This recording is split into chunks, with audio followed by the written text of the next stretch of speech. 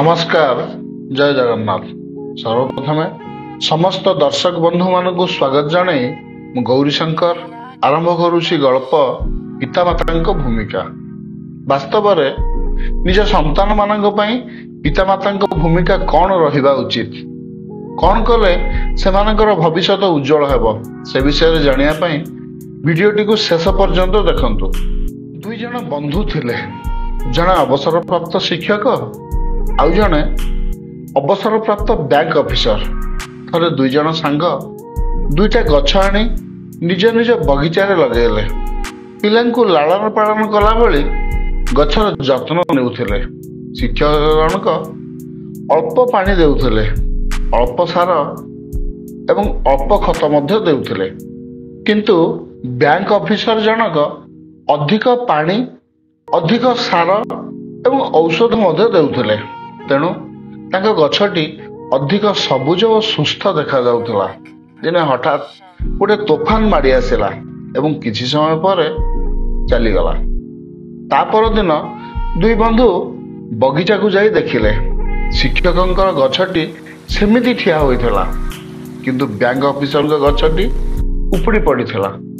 कि ओलोटा कथा, एमिति केमिति हला? ऑफिसर जनक तांका सांग को पचारले।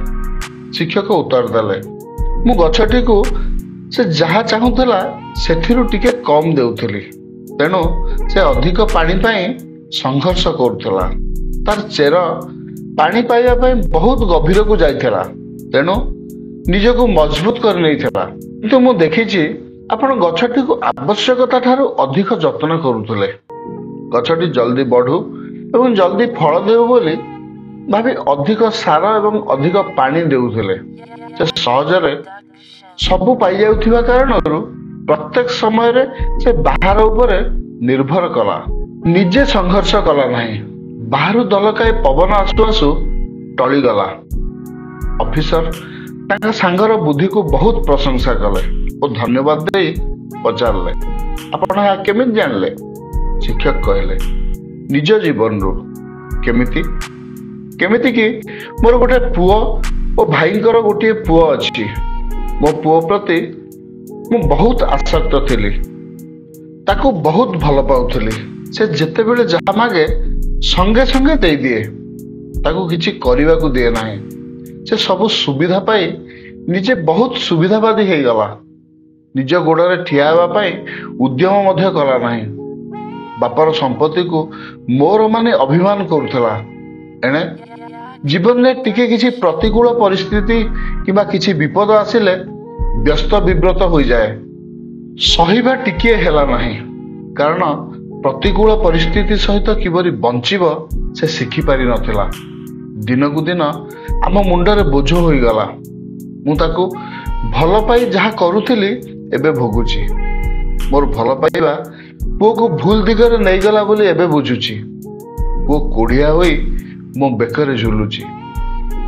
आम बाप पुओंकर संपर्क चली जाइछि, ताहा वर्तमान तिक्त रूप नैछि। सेथिपाई मु मते ही दायी करूछि।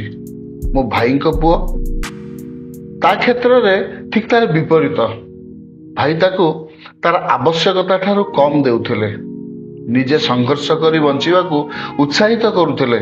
से चाहूथिले तांका पुओ उद्यमशील हेउ, निज गोड़े निजे ठिया हेउ, प्रत्येक परिस्थिति को निजे सामना करू। तार भविष्यत पाई किछि चिंता न करी निजे दान धर्म रे लागि पड़िथिले।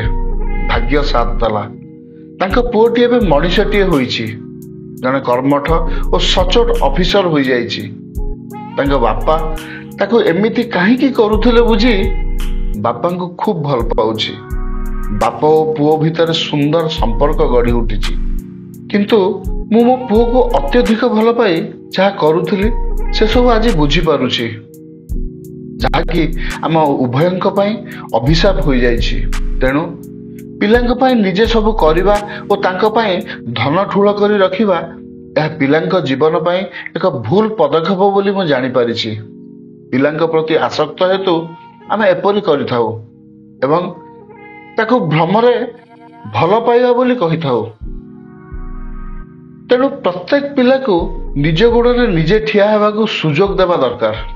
ତାଙ୍କ ପାଇଁ ସବୁ ନିଜେ କରିଦେବା ଠିକ୍ ନୁହେଁ।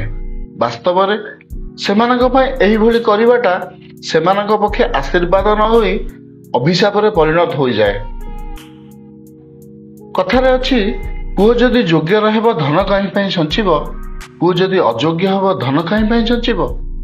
ବାସ୍ତବରେ ମୁଁ ଏକଥା ଭଲ ଭାବେ ବୁଝିପାରିଲି ଏବଂ ମୁଁ ମୋ ଜୀବନରୁ ଯାହା ଶିଖିଥିଲି ତାର ଉପଯୋଗ ହିଁ କଲି।